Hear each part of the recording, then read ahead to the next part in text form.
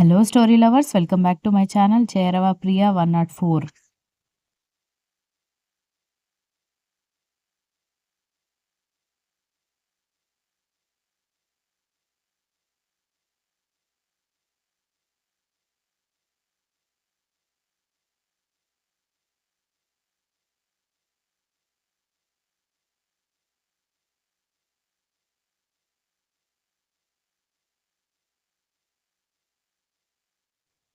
ఆ మాటకి జానకి ఒక్కసారిగా రఘురాం వైపు చూడ్డంతో, చెప్పు, లైఫ్‌లో ఎప్పుడు వాడికి పుట్టిన పిల్లల్ని ఎత్తుకోనని నువ్వు నా మీద ఒట్టేసి చెప్పావంటే, ఇక నిన్ను ఏ విషయంలోనూ ఇబ్బంది పెట్టను అని రఘురాం చెప్పేసరికి, జానకి ఏదో చెప్పడానికి నోరు తెరిచింది గానీ, ఆ మాట బయటికి రాకపోవడంతో, చెప్పు, ఆగిపోయావేంటి? టైం లేదు. అందరూ డిన్నర్ చేసిన తర్వాత చెప్తావా ఏంటి? అనగానే జానకి కోపంగా చూసి, మీరు కావాలని నన్ను కన్‌ఫ్యూజ్ చేస్తున్నారు అంది.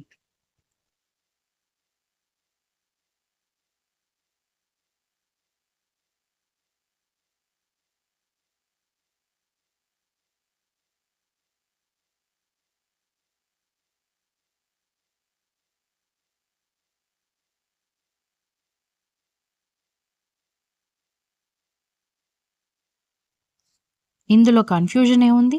నేను చాలా క్లారిటీగా అడిగాను. నువ్వేమన్నావు? వియ్యపురాలు మాత్రమే వంటగదిలో ఉంది, వెళ్లి సహాయం చేయమంటే, తన కూతురికి పుట్టబోయే బిడ్డ కాబట్టి తను చేసుకుంది అన్నావు. కానీ వాడు నీ కొడుక్కి కూడా పుట్టబోయే బిడ్డ అని మర్చిపోతున్నావు. కాబట్టి నో డ్రామా, నో డిస్కషన్.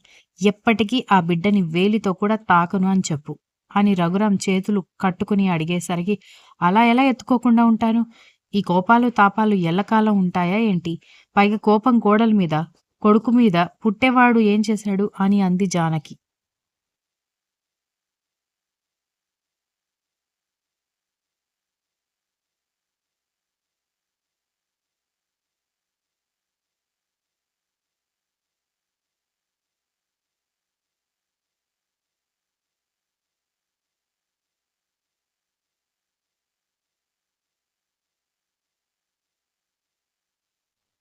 వాడేమి చేయకపోవచ్చు కానీ, వాడు పుట్టింది వాళ్ళకే గాబట్టి నువ్వు వాడి జోలికి వెళ్ళాలంటే తల్లిదండ్రుల పర్మిషన్ కంపల్సరీ కావాలి.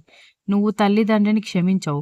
వాళ్ళింటికి రావాలంటే నీకెక్కడా లేని ఈగో. కానీ మనవడు మాత్రం ముద్దు. అంతేనా అనగానే జానకి కోపంగా చూస్తుంటే, వాళ్ళు క్షమించి బిడ్డని ఎత్తుకోడానికి నీ చేతికిచ్చినా, నువ్వెత్తుకోడానికి మాత్రం నేను ఒప్పుకోను. ఎందుకంటే నీలాంటి స్వార్థంతో నిండిన నాయనమ్మ నా మనవడికి అవసరం లేదు. అవసరమైతే నిన్నిక్కడికి రాకుండా కట్టడి చేయడానికి నేను నా మనవడికి దూరంగా ఉండడానికైనా సిద్ధంగా ఉన్నాను అన్నాడు రఘురాం.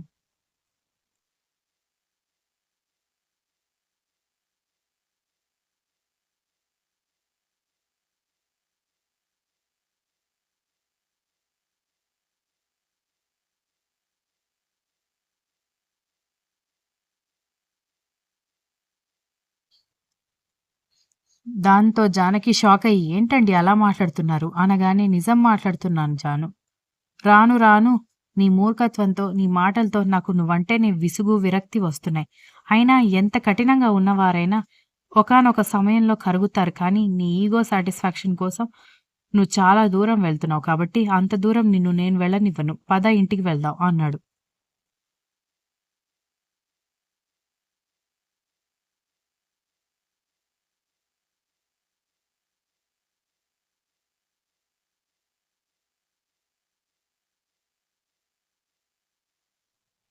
అదేంటండి అలా అంటారు?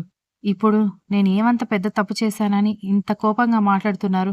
అనగానే, నువ్వు చేయాల్సిన తప్పులన్నీ చేసేసి, నేనేం చేశానని అడుగుతావు చూడు, అక్కడే నిన్ను చూస్తే నాకింకా ఎక్కువ ఇరిటేషనొస్తుంది అని అంటుంటే, ఏమైంది డాడీ? ఎందుకంత గట్టిగా అరుస్తున్నారని విజ్జు గుమ్మం దగ్గరికొచ్చి అయోమయంగా తండ్రి వైపు చూస్తూ ఉంటే, విజ్జు వెనక సంజయ్, సంగీత, బామ్మగారు అందరూ ఉండడంతో, ఏం లేదు, ఒక ఇంపార్టెంట్ పని గుర్తొచ్చింది. మీ అమ్మని తీసుకొని ఇంటికి వెళ్దాం అనుకుంటున్నాను. మీ నానమ్మ ఇక్కడే ఉంటుంది అనగానే, అదేంటి డాడీ, భోజనం చేసి వెళ్ళండి అని విజ్జు చెప్పడంతో, ఇక్కడ భోజనం చేసేంత అదృష్టం మీ అమ్మకి లేదులే అని అంటూ ఉంటే, జానకి రఘురాం వైపు కోపంగా చూస్తూ ఉంటేనే, అయితే మాత్రం భోజనం చేయకుండా ఎలా వెళ్తారు డాడీ, తినేసి వెళ్ళండి అని అన్నాడు విజ్జు. ఎందుకు తండ్రి అలా మాట్లాడుతున్నాడో అర్థం కాక.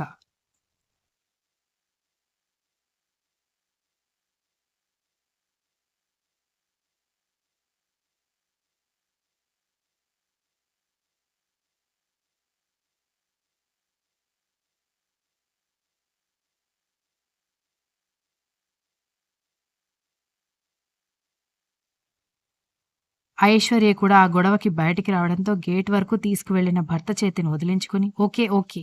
నేను మీ కోడల్ని క్షమించడమే మీకు కావాలి. తనతో ఒక అత్తగారిగా నేను నడుచుకోవడం మీకు కావాలి. అంతే కదా!" అని జానకి గట్టిగా అనగానే రఘురాం భార్య వైపు చూస్తూ ఉంటే, మిగిలిన వాళ్ళు కూడా ఆశ్చర్యంగా వాళ్ళ వైపు చూస్తుంటే, "సరే, నేనిక ఐశ్వర్యతో ఒక అత్తగారిగా నా బాధ్యత నిర్వహిస్తాను. కొడుకుతో, కోడలతో ప్రేమగా ఉంటాను. సరేనా?" అనగానే, "నాకు నీ మీద నమ్మకం లేదు. పద వెళ్దాం" అని కోపంగా అంటూ ఉంటే, అదే అన్యాయం అంటే. మార్పు వచ్చినా కూడా నమ్మడానికి ఆలోచిస్తూ ఉంటే, నాకింకా మారాలని ఎలా అనిపిస్తుంది అని అంది జానకి.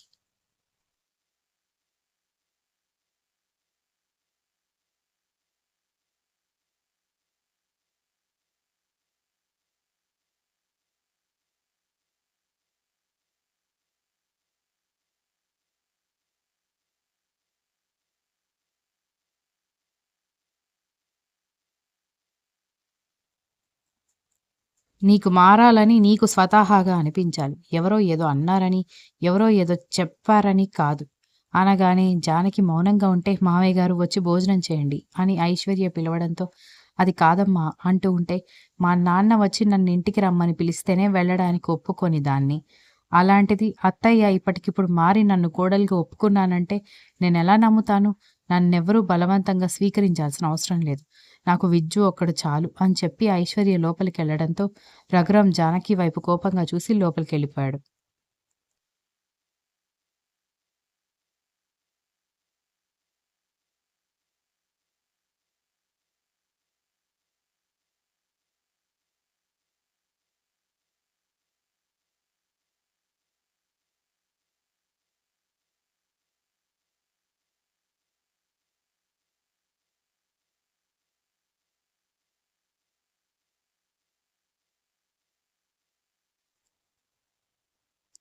మరొక 3 నెలలు అలాగే నార్మల్‌గా గడిచిపోయాయి. ఐశ్వర్య ఎవరితోనూ ఎక్కువగా రాసుకొని, పూసుకొని ఉండడం లేదు. అలాగని ఎవ్వరిని పట్టించుకోనట్టుగా కూడా ఉండడం లేదు. వచ్చి మాట్లాడితే మాట్లాడుతుంది. లేదంటే లేదు. తను ప్రేమగా, మనస్ఫూర్తిగా మాట్లాడే ఒకే ఒక వ్యక్తి విజ్జు మాత్రమే.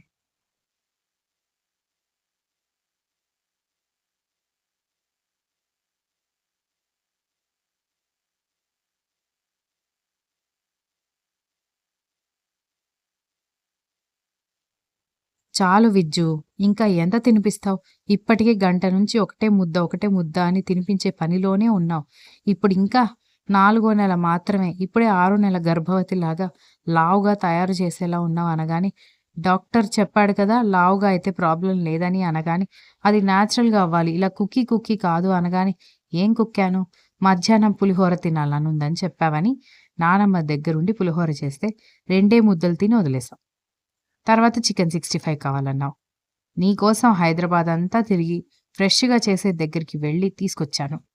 అది కూడా 2 స్పూన్లు తినేసి వదిలేసావు. ఆ తర్వాత ఫిష్ ఫ్రై తినాలనిపిస్తుంది అన్నావు. అది తెచ్చాను. అది తినలేదు. ఇప్పుడు చికెన్ బిర్యానీ కావాలన్నావు. మంచి స్పైసీగా chicken biryani, chicken curry aunty చేసి పంపించారు. అది కూడా ప్రాపర్‌గా తినడం లేదు. ఇలా తింటే ఎలా బలం వస్తుంది అన్నాడు.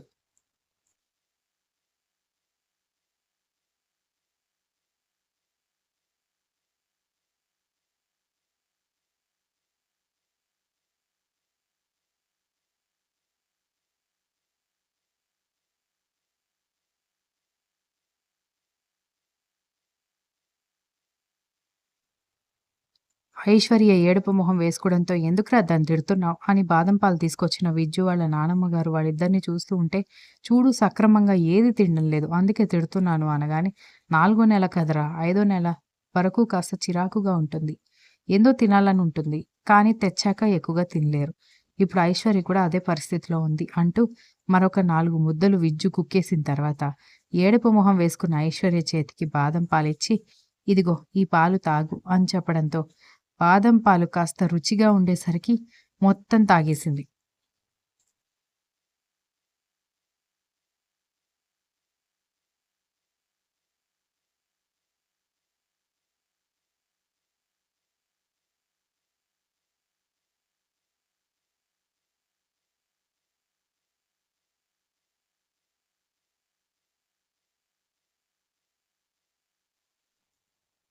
ఐశ్వర్య నెమ్మదిగా నిద్రపోయిన తర్వాత రఘురాం ఫోన్ చేసి కోడలెలా ఉందిరా అని అడిగేసరికి బాగానే ఉంది గాని ఏది తిందు తాగదు. అది కావాలంటుంది, ఇది కావాలంటుంది. తీరా తెచ్చాక 2 ముద్దలు అన్నాడు. Continuous. If you like the story please like, share, comment and don't forget to subscribe.